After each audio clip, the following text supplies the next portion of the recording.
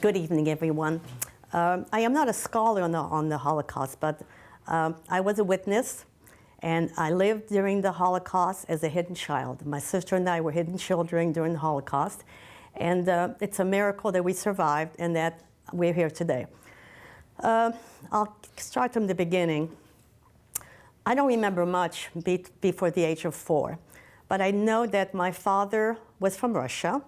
He came over as a young man to leave Russia and have a better life in France. My mom he had 4 brothers and sisters, and they sent her to France, to Paris, France, to go to school. So she went to school, and she was a dress designer and dressmaker. So my parents met in France, in Paris, France. She never went back. She was from Poland, and she never went back to Poland. They married, and they started life in France, in Paris, France. We lived at 154 Rue Oberkampf. I don't remember much about my dad, except shaving. He had a mirror. I remember watching him shave. And the only thing that I'll never forget is we lived in a small apartment, and one night there was a knock on the door, and it wasn't the Nazis. It was the French police working for the Nazis. They knocked on the door, and my mom opened the door, and they said, "We came to get..." My mom, by the way, her name was Jean. We call her Jeanne Silberstein. My father was Simon Silberstein. My sister was Giselle, and I was called Fanny. Fanny Silberstein, Giselle Silberstein. They changed my name later on in Jean and Simon. And they knocked on the door, and they told my mom, "We came to get your husband." And she said, "What did he do?" He said, "We're collecting all the Jews in the neighborhood." Now I lived in an area where there was like a courtyard, and it was a big street. And she said, why are you taking him? "Don't worry, we're taking him to work camp. He'll be fine, but he has to come with us." She says, "But he's in his pajamas." She was able to get him slippers, and my father left our home in his pajamas and slippers, and I never saw him again. As we looked out the window, we saw a big truck, covered truck, and there were many Jewish men in the truck, so they were collecting all the men. After that happened, my mom realized that she would have to go to work, and take care of my sister and I would have been difficult. So she found a daycare run by the nuns that were taking care of Jewish children and watching them during the day so the mothers could work. So we went to this daycare, and it was run by the nuns, and the nuns were wonderful. They took care of us. They made sure we had a little bit of food. They were great. We were there. It's hard to remember. I was so little. Maybe a few weeks, a few months, but every day at 4 o'clock, we would sit in the dining room, and in the dining room, there'd be long tables, and she would give us a little snack, waiting for our mothers to come to get us. And then one day, the Nazis broke in. They broke in, and the nuns said, "What do you want?" They said, "We came to get all the women. We're taking all the women away." And the nuns tried to stop them, and they knocked them over. And I will never forget, I was sitting at this table, and all of a sudden, the Nazis came and grabbed all the women. Some of them were holding babies. They had to put the babies on the floor. The children were screaming and crying, "Mama, mama, mama." And my sister and I, we were like, we didn't understand what was going on. Why? Why are they taking these women away? My mom was little like me, and I never saw her, but some little boy showed her where to hide. There was a big fireplace and a wood pile, and she hid there. My mom was the only one that survived. She's the only one that lived through this terrible thing. So after we left there, my mom went home, and she realized that she could not put us in these places anymore because this could happen again. So my mom decided to work from home. Now, many of her women friends also had lost their husbands. So they would all come in the evening and sew and make clothes so my mom could earn a living. But it was very difficult. And I know there are times when we would go and get some food, and there was very little food that we could even buy and get. And at times we would hear the sirens blowing, and my mom, we would run into the metros. And I can still remember the smell of the gas mask on my face because they were afraid they were going to gas the metros. Anyways, this went on for a while. And then one day we come home, and we found that the Nazis had come to our apartment. They had walked in and taken everything we owned and padlocked the door. and everything was gone. Our clothes, my mother, the furniture, everything was gone. And that's when I saw my mom just sit and cry. And first time I really realized that for a long time she didn't want us to know how bad things were. But then she realized we had nothing. All we had was her purse on her back and the clothes we were wearing. My mom had a very good friend called Bert Biederman. Bert Biederman lived on the other side of Paris. She had a little boy called Armand, and he was a little bit younger than us. So my mom decided that all we can do is see if we can stay with Bert for a while. So we walked over to her apartment. As we walked in, there's a hallway and there's a concierge, the landlady. And we said we came to see Bert. And they said, well, what do you want? She said, we need a place to live. And the concierge says, you can't stay here. The Nazis are coming any day. They're coming any day. And you see the building right here? There was like a 4-story apartment building with 3-4 apartments on each floor. The Jews have all left. They know anytime the Nazis are coming, they've all left. So, but Bert was still living across the courtyard in her own apartment on the 2nd floor. I said, we can stay with Bert. She says, you know what? I cannot hide you, because if they find you, they'll arrest me. I cannot hide Jews. So we begged her and we begged her and we begged her. And she says, I'll tell you what. You can stay for a few days till you find some place to go. So what you do is you stay on the top floor in the last apartment, hide in a closet if you hear anything. There was no furniture, nothing. At night, you can go back to Bert's apartment and make sure that, you know, there'll be food and things that you can eat and sleep there. Now, my mom and my sister and Bert had to wear a Jewish Star David, the yellow Star David. I was underage, I didn't have to do it. So I was the only one that could go and shop for them, because when a Jew walked out to shop, to go in the store, if the Germans didn't get you, the French people would spit at you because they blamed us for the war. So I was the one to get groceries. Anyway, so this went on for a while. During the day, all of us would go to the top floor in the last apartment, hide in a closet. I remember Mom had pillows in there, and she would hide me sometimes behind the pillows. And this went on for a while. Now, in front of Bert's apartment was a barber shop, a grocery store, and the people there knew. I mean, there were some pretty good French citizens that were protecting us, and they knew we were hiding there. So off and on, we would go out and play in the street because we were children. By then, we thought maybe everything's going to be okay. So we go and play in the street. And then one day, I'm upstairs with Bert and my mom, and Giselle and Armand are playing in the street. And all of a sudden, we could hear the Nazis marching down the street. My mom looks out the window, and she realizes, this is it, they're coming to get us. The barber goes outside, takes the children and says, come to Papa. And he says, I'm their father, I'm the Papa. So my mom saw they were going to go in. She felt maybe they will survive, but we're not going to survive. So my mom puts me in the closet, the 3 of us hiding in a closet. They come, the Nazis come in the building, and they tell this concierge, we came here to see if there's any Jews. She said, all the Jews are gone. They all left. They got scared. They all left. They're all gone. He said, we're going to check it. So they cross the courtyard, and they see Bert's apartment. And they say, well, there's things there. Where's the woman? Oh, she left, and she just left everything. They come back, and they start going from floor to floor, checking each apartment, one apartment after another. And they keep going to the top floor. By the time they got to the top floor, the concierge is very nervous. And I remember my mom telling me that all of a sudden, she was talking to them. She brings them a tray of food, and they're sitting on the steps, eating and drinking, eating and drinking. And she said something about, you know, have good wine downstairs. And she talked them out of checking the last apartment. They walked down without ever checking the last apartment, or I wouldn't be here today. It was a miracle. But she also was protecting herself, because if they found that, they would have taken her. After that, my mom realized that she had to do something. So she called the underground. There was the highest, there was Sauver les Enfants, Save the Children. There were many organizations underground. They were hiding children. And some were sent to England. So my mom found this one organization, and this very nice lady, she told my mom that that she would take care of us and put us on a train and take us to foster care, foster home out in the country.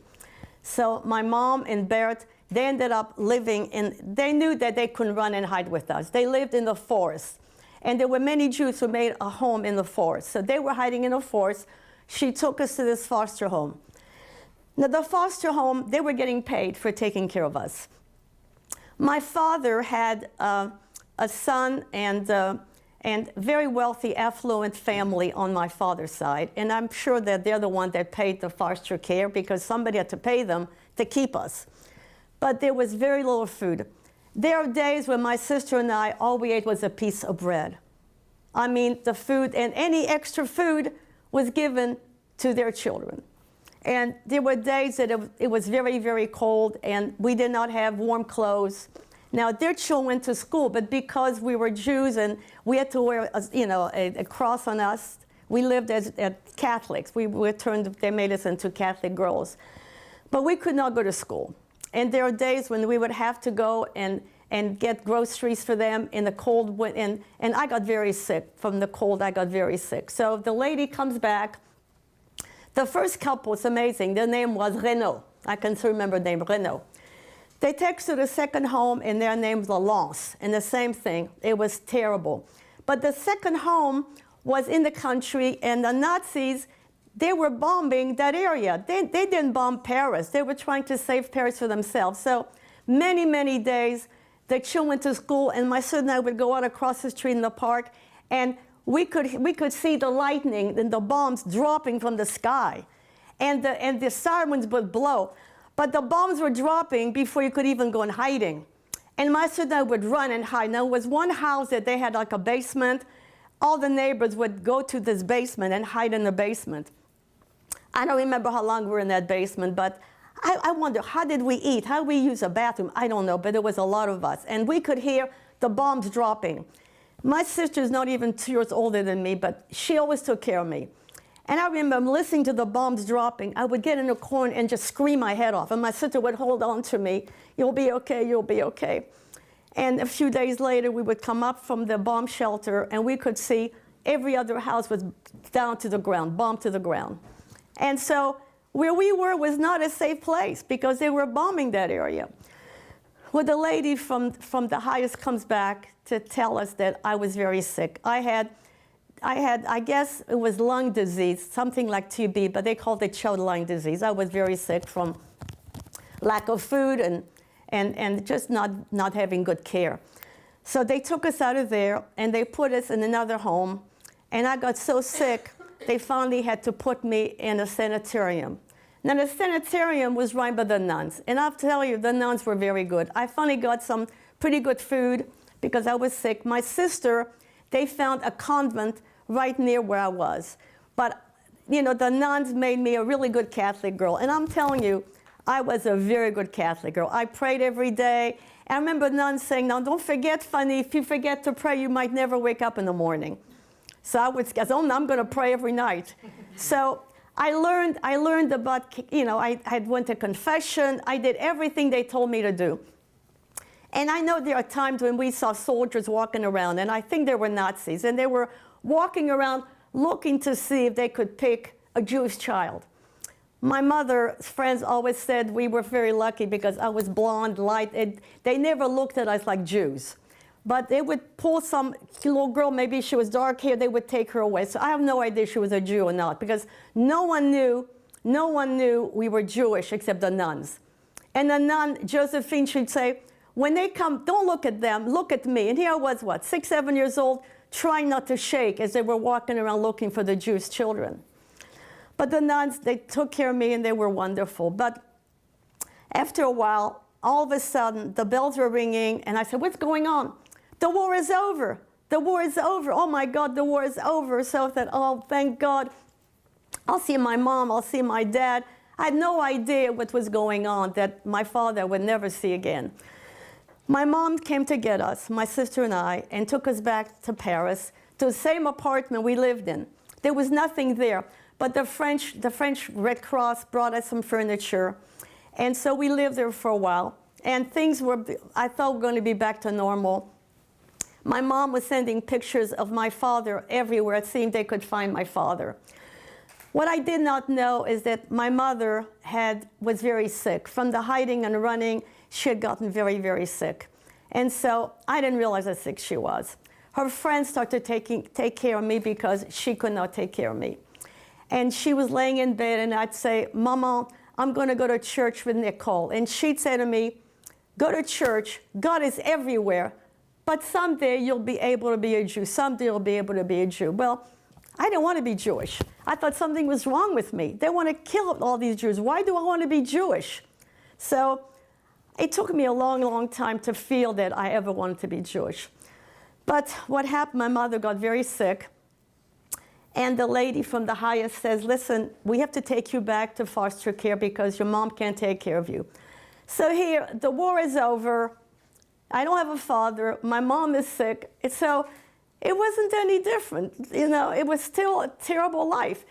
You understand, when you're 4 years old and you're going through this, I didn't realize that life is not supposed to be like that. This is not a normal way to live, but I didn't know any different. You know, life was hell. Anyway, so the first home they took us was a terrible home, terrible, terrible home. Elderly people, and they only did it for money, and we had a terrible time. And we wrote to the lady, and she said, don't tell your mother she's sick and you don't want to upset her. Then she took us to another foster care, and that foster care was pretty nice. There was nice people. They took care of us, and it was, of all the places, it was the best place to be in.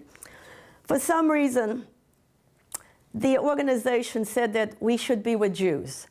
So they put us in a Jewish home. And the Jewish home, it was okay, except I was angry. I did like these people. I didn't want to leave them. And I have to tell you that I was an angry child. I was an angry child. I got in trouble because I didn't want to live like this anymore. I didn't want to live. I wanted to go back with my mom. I didn't realize how sick she was. We were there a while, and then the lady comes back to take us to Paris. And she's taken us to the hospital. And she took us to the hospital. I was 9 years old. I did not know my mom was dying. From the hardship she'd gone through, I got so weak. So we're walking in the room, and she's giving us candy on her pillow and hugging us. And nobody told us she was dying. But my sister kept saying, if you knew what I knew, you would cry too. Well, I didn't want to know. And she was hugging us and everything. Well, we left, and I never saw my mom again. Her friends, I guess, took care of the funeral. They never told me or told us my mom had died. They kept saying, you'll see her someday, you'll see her someday. So after that, we went back to foster care, and then my lungs got bad again. I had to go back to sanitarium. And the sanitarium, again, you know, it was a difficult place to be.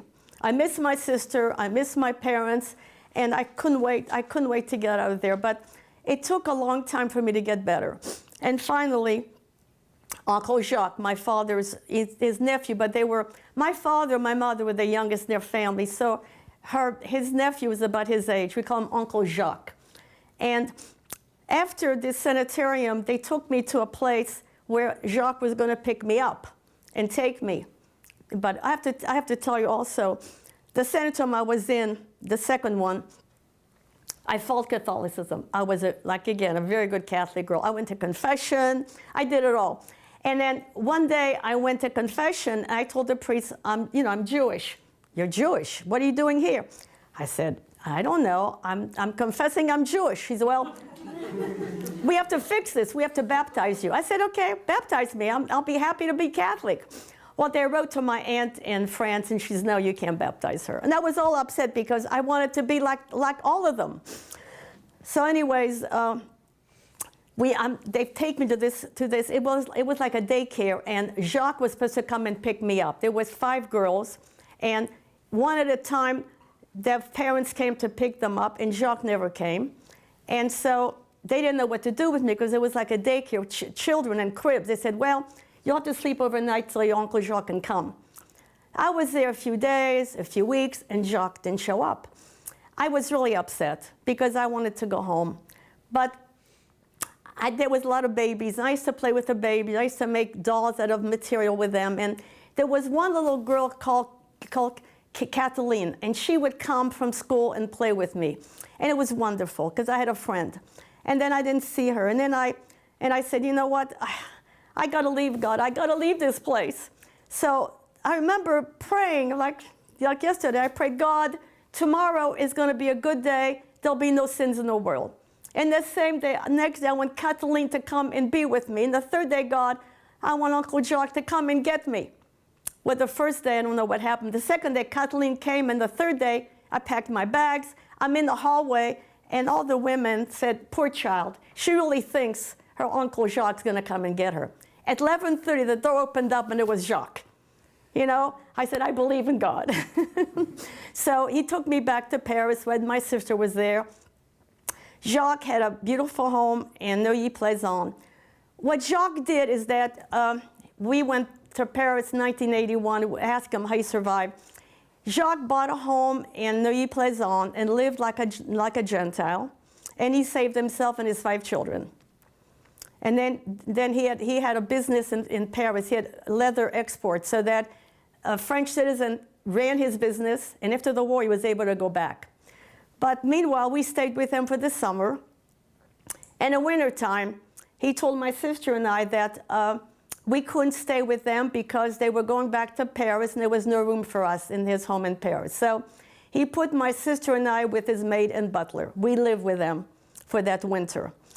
They were elderly, and they didn't have any patience with me. I mean, I had a lot of emotional problems. I would wake up screaming in the middle of the night, and I would wake them up, and they were very upset. And so they went to the doctor, and they made me drink something. It's called Cedo Bébé. They gave me sleeping medicine every night so I wouldn't wake them up. I was with my sister, but meanwhile, we went to Catholic school again. Well, from there, we got a message that we had passage to go to America. My mother had a sister in Brazil who was an amazing, wonderful, wonderful woman who had raised me to children. And my mother's wish for us to go to Brazil, to be with her sister. Before she died, she had written her will. She wants to go to Brazil. If we could not go to Brazil, we can go to Pittsburgh, Pennsylvania, actually Canonsburg, to go to her brother. Now, she was not happy about going to her brother because she didn't get along with her sister-in-law. And she was right about her. I called her Wicked Witch of the West. So meanwhile, we're supposed to go to Brazil, and somehow we could not get passage to Brazil. I had scars on my lungs. I don't know why we couldn't get passage to Brazil, but we ended up in America. Now here are 2 little girls. I was 10 and a half, and my sister was almost 12. 2 little girls. Jacques took us to Cannes to get on this big ship, the Sobieski. Can you imagine 2 little girls getting on the ship for 10 days alone in this big ship, all alone? And of course, we got sick. We didn't know what to do. Meanwhile, we're on the ship, waiting to get to America. And we have no idea. We couldn't speak English. Now, my sister spoke Yiddish. I did not speak Yiddish. My sister was able to speak Yiddish. But here we are going to a strange country. We have no idea what's in front of us. We have no idea what to expect and who these people are. But, you know, once we got to the port in New York, all of a sudden, we see the Statue of Liberty, and everybody's singing and crying and laughing. I said, Giselle, look, maybe this is good, the Statue of Liberty. It's supposed to be wonderful. Anyways, we got off the ship. My aunt in Brazil had a daughter that lived in New York. So she came to get us and took us to her apartment, and we met the aunt they were going to live with. And my aunt and uncle, they were in their 60s. I mean, it's not that old, but they were not prepared to take care of 2 little girls. Anyways, we took the train back to Canonsburg, Pennsylvania, and we lived with them. And it was not a good place. She was not ready to take care of us. And it was very, very difficult. Within 8 months, she told my sister that she had found a couple to adopt me. And she was going to separate me from my sister. And my sister said to her in Yiddish, God's going to punish you someday for this, for sending my sister away. Anyways, I was sent away with this family. I didn't even last a year. I cried every night for my mother and my sister. They brought me back to my aunt and uncle. My aunt, she was so upset. She said, don't go out. I don't want anybody to see you. Well, to make a long story short, my sister ended up in Wheeling, West Virginia, because my aunt had a daughter there and children. So my sister ended up being like the nanny.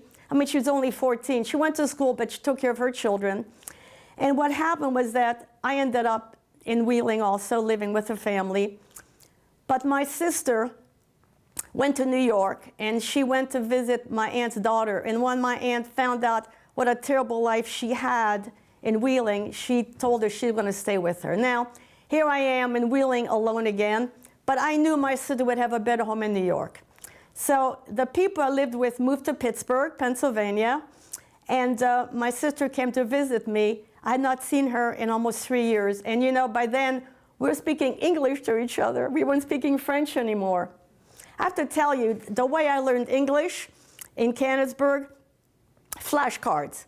It was a picture of a table or a chair, and underneath was the name. So the flashcard, they put us in the first grade, the second grade.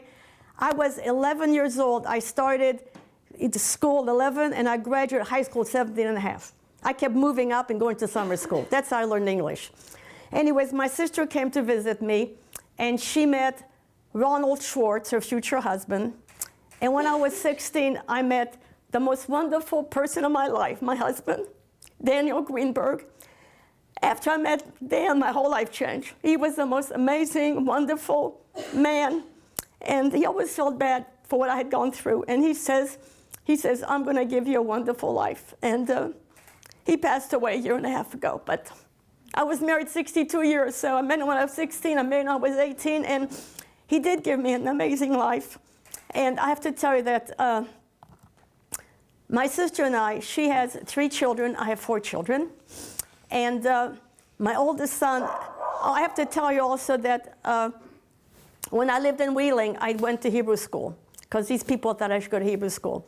But during the day, I would go to the Catholic church across the street, and then to the Hebrew school, to the synagogue at night. Because I didn't know anything about being Jewish, but I understood Catholicism. I understood what you did, and I felt I could pray there. So I once said to the rabbi, how do you pray here? He said, what do you mean? I said, well, you don't get on your knees, no organ, you don't cross yourself. How do you pray here? He says, where did you come from? He couldn't understand. You know, nobody understood or tried to help us, to give us an idea what was going on or help us. No one understood what we'd been through, for one thing. But anyways, after I met my husband, I went to school, unfortunately, Squirrel Hill, which is, I went to a wonderful high school, and I found my Judaism, especially through my husband, through my wonderful friend, my husband. And so I have to tell you that